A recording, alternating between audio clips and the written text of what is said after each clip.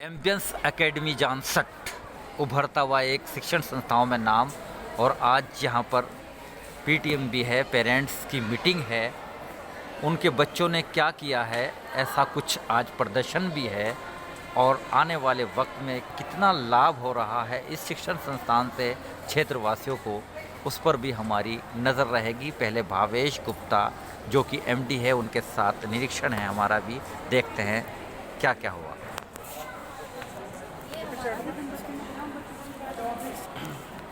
इनका भी साथ में सबका लगते जी जी, और पुश करते रहना जरा, तो वहीं बात में रोक काटना नहीं।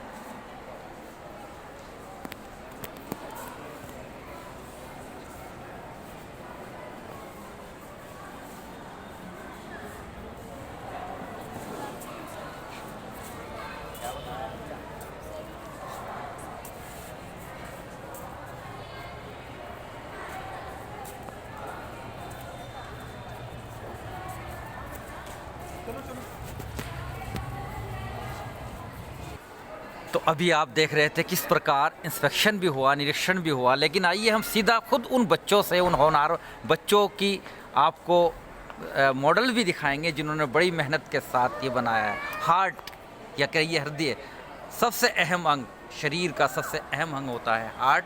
और हार्ट डिसीज़ हो या हार्ट को किस तरह से दुरुस्त रखा जाए, अच्छा रखा जाए, इस तरह से, और किस तरह से प्रणाली होती है, वो भी इन प्यारे बच्चों ने, जो कि 11th साइंस के स्टूडेंट हैं, जिसमें अदीबा रहमान, फ़िज़ा, अली यशब और देवश्री आर्यन तेजियान, इन लोगों ने बड़े इस तरह से। बढ़िया, बताना चाहेगा कोई? बताएगा क्या हार्ट के बारे में?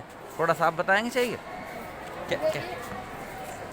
पल्मोनरी वेन से हमारा ऑक्सीजनेटेड ब्लड आएगा इस तरह से यहाँ से होते हुए, और ये एओर्टा से हमारे पूरे बॉडी के अंदर सर्कुलेट हो जाता है। और इधर से ये वेना कावा से हमारे डीऑक्सीजनेटेड ब्लड जाएगा इधर से ऐसे होते हुए, और ये हमारा पल्मोनरी आर्टरी में पूरे से बॉडी से लेके इधर जाएगा वेना कावा। तो इन प्यारे बच्चों ने बताया है कि किस तरह से हमारे हृदय के अंदर धमनियों में और शिराओं में रक्त बहता है, और किस तरह से एक डीऑक्सीलेटेड होता है और ऑक्सीलेटेड ब्लड होता है। ब्लू अगर बात करेंगे, देखिए जैसे कि ये अब रेड ब्लड चला गया है, जिसके अंदर ये ऑक्सीलेटेड होता है ना, रेड, तो क्योंकि ये शुद्ध रक्त होगा और पल्मोनरी धमनी से हमारे हार्ट को पहुंचेगा, इसी तरह से, है ना। तो और इसी की वजह से हमारा हर जो पंपिंग करता है, रक्त को साफ करता है और हमारा जीवन चलता है। बहुत अच्छा, इन बच्चों ने मेरी तरफ से कॉन्ग्रेचुलेट। और क्या है ये भाई? डीएनए डबल हेलिक्स मॉडल, क्या बताना चाहिए, क्या चीज़ है ये? सर, डीएनए से पेरेंट्स के जीन डिसाइड होते हैं। जैसे नेक्स्ट जनरेशन जो आएगी उसमें डीएनए से चेक होता है कि वो पेरेंट्स उसके क्या है, ये डीएनए डिपेंड होता है। और ये हमारा डाइजेस्टिव सिस्टम है। डाइजेस्टिव सिस्टम, क्योंकि अगर पेट सही होगा, आपका डाइजेशन सही होगा, तो सब कुछ सही होगा। और ऐसा ही कुछ आज बनाया है, बताया है किस तरह से आप इसको। जिसमें ग्लूकोज जाएगा जी, तो पहले फूड पाइप से होता हुआ स्मॉल इंटेस्टाइन में जाएगा, और इससे रेक्टम के जरिए बाहर निकल जाएगा। जो डाइजेस्ट होगा न्यूट्रिशन बॉडी ले लेगी उस चीज़ से, और जो वेस्ट मटेरियल है फिर रेक्टम के जरिए बाहर निकाल देगी। तो बहुत अच्छी तरह से ये मॉडल इन बच्चों ने लगाए हैं, क्योंकि ये भावी डॉक्टर्स हैं, करेंगे सेवा इस देश की। भावेश गुप्ता जी लगातार नज़र रखते हैं इस बात पर, और उनको ख़ास तौर से यहाँ पर टीचर्स भी मौजूद हैं, गार्जियंस भी आए हुए हैं, देख रहे हैं कि इन बच्चों ने कितनी सुंदरता के साथ यहाँ पर इन मॉडल को लगाया है।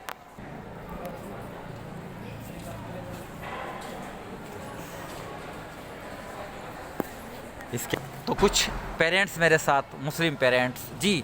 आपके बच्चे पढ़ते हैं यहाँ पर? जी, मेरे बच्चे पढ़ते हैं, 3 बच्चे पढ़ते हैं। 3 बच्चे पढ़ते हैं। जी। कैसा स्कूल में माहौल मिल रहा है? एजुकेशन की क्या पोजीशन है, शिक्षा? देखिए, एजुकेशन की आप कहें तो एजुकेशन के मामले में काफ़ी अच्छा है। और अब तो मेरा एक बेटा छोटा है और बेटी जो है मेरी फर्स्ट आई है क्लास में। तो उस हिसाब से देखें तो मुझे तो पसंद है। पसंद है। कोई और सजेशन या सुझाव स्कूल मैनेजमेंट को देना चाहेंगे आप, या किसी को साझा करना चाहेंगे और बेहतर हो कुछ?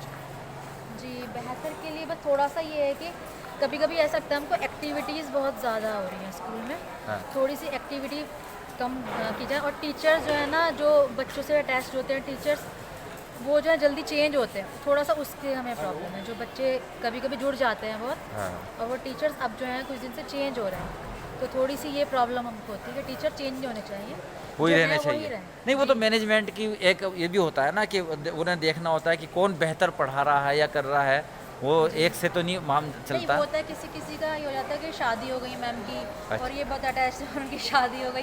कुल तो मिला बच्चे के क्या- आपके क्षेत्र में एक अच्छा स्कूल मिला पुराना, जी, या कैसा हमारे- मिला इससे जी, आप? हमारे जानसठ के हिसाब से हम लोग को बहुत आज आपके बच्चों ने भी लगाया मॉडल? जी, किसी आज ने? इन्होंने नहीं लगा पाए, चल, लगा नहीं पाया ये कोई। absent के पीछे। ठीक ठीक। आप कुछ कहना चाहेंगे, कुछ मैसेज खास? सर अच्छा ही है स्कूल, स्कूल अच्छा। कितने बच्चे आपके? एजुकेशन भी एक बेटा है, एक यही बेटा पढ़ता है, किस क्लास में? 6th बी में है। अच्छा अच्छा अच्छा। सेटिस्फाइड एजुकेशन से? हाँ जी, मैंने एडमिशन जब कराया था तब यही सब सोच के कराया था कि जानसठ के अकॉर्डिंग यहाँ मतलब ये सबसे अच्छे स्कूल है।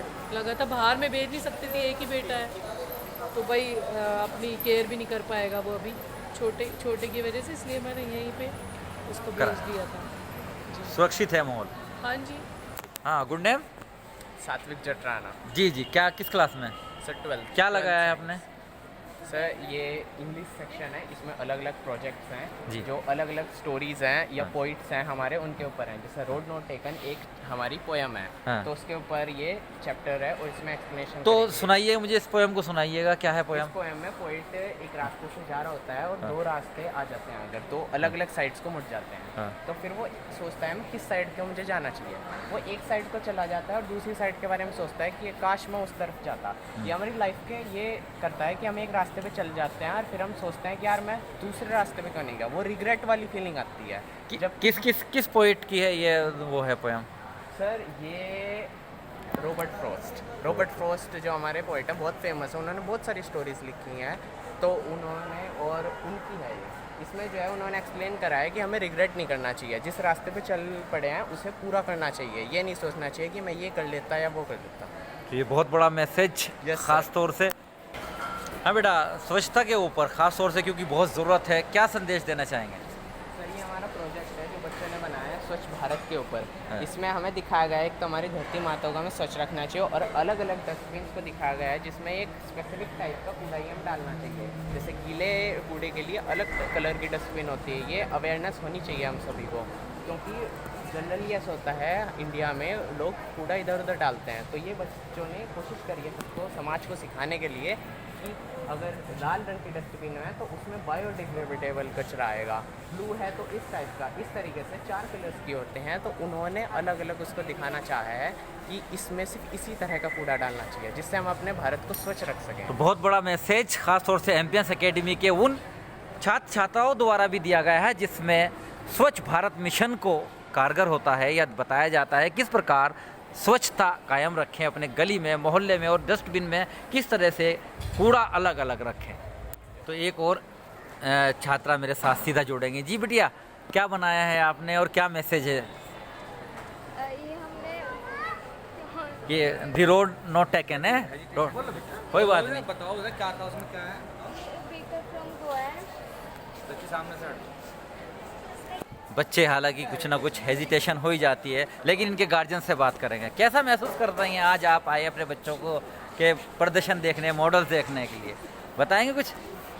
जी निशान जी, भाभी जी शर्मा गई, शायद आप ही बताएंगे कुछ। कोई बात नहीं। जानसठ क्षेत्र में इस तरह का जो ये हमारे विद्यालय है, पहला ऐसा विद्यालय है जहाँ पर जो है CBSE बोर्ड से जो है बच्चों को एक तरह से एक्टिविटीज़ में भी शामिल किया जाता है, और बड़ा अच्छा लगता है जब घर जाकर बच्चे अपने आप से खुद से प्रोजेक्ट बनाते हैं। और उसको देखने के लिए अब मैं यहाँ पर आया हूँ, तब जब मैं घर पे था तब मुझे ऐसा लग रहा था कि बहुत मेहनत कर रखी है बच्चों ने, लेकिन जैसे मैं आया मुझे आकर देखने को पता चल रहा है कि इससे भी ज़्यादा मेहनत कर रखी है। एक से एक प्रोजेक्ट यहाँ पर रखा हुआ है, और ये बहुत अच्छी बात है कि हमारे यहाँ क्षेत्र के बच्चों के लिए जो है इतनी अच्छी संस्था यहाँ पर काम कर रही है, जिससे बच्चों का मोटिवेशन होता है और उनको आगे बढ़ने की एक चाह मिलती है। तो तो बहुत अच्छा टॉपिक और अच्छा model acid rain. Acid rain के बारे में इस होनहार छात्र से जानना चाहेंगे। Good name? विशेष शर्मा। हाँ बताइए विशेष जी, क्या बनाया आपने, क्या होगा एसिड रेन, कैसे होगी?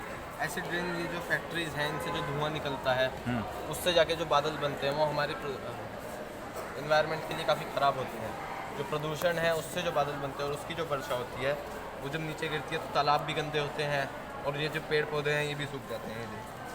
तो इससे कैसे बचाव कर सकते हैं हम? एसिड रेन से कैसे बचा जा सकता है? इनसे बचने का तरीका ये है कि जो फैक्ट्रीज से जो पदार्थ निकलते हैं उन्हें तालाबों में ना फेंका जाए, जो उनका रिसाइकल और रीयूज़ होता है वो अच्छे से किया जा सके। तो चारों ओर प्रदूषण की समस्या देखी जाती है और आज खास तौर से इन छात्रों ने वो एक संदेश भी दिया है कि किस तरह से हम खास तौर से एसिड रेन से बच सकते हैं, क्योंकि प्रदूषण से हमारा जल पूरी तरह से प्रदूषित हो रहा है, जिसकी वजह से बीमारियां भी बढ़ रही है, चारों ओर प्रदूषण का खतरा रहता है। लेकिन इन छात्रों ने बताया है कि हम इसका खास ख्याल रखें। तो इसको पूरी तरह से सजोने वाले या कहिए सुव्यवस्थित करने वाले सुनील सर मेरे साथ जुड़ेंगे, जो कि आर्ट एंड क्राफ्ट के टीचर भी हैं यहाँ पर। जी स्वागत है आपका। क्या कहना चाहेंगे, किस तरह से इस पूरी मेहनत लगाई है बच्चों ने? जी सर, एक्चुअल में देखिए मैं ये कहना चाहूँगा सर, ये आर्ट जो होता है एक टैलेंट होता है जो हर व्यक्ति के अंदर फीड होता है। ज़रूरी नहीं होता कि हम बोर्ड पे जो पिक्चर्स बनाते हैं वही आर्ट होती है। आर्ट का टैलेंट का मतलब ये होता है जो व्यक्ति वर्क करता है और उस वर्क से जिसको प्रसन्नता मिलती है, खुशी मिलती है, वही एक आर्ट कहलाता है। वही बच्चों ने सब कुछ किया है इसमें, जो भी उनके अंदर टैलेंट था हमने वो उनको बताया और उन्होंने उसी तरीके से उसको प्रेजेंट किया है। ऐसे आगे भी भविष्य में चलता रहेगा? ऐसे अपने बच्चों को आप लगातार गाइड कर रहे हैं? यदि आप लोगों का सहयोग रहा तो जरूर करते रहेंगे और हमारा तो काम ही यही है कि हम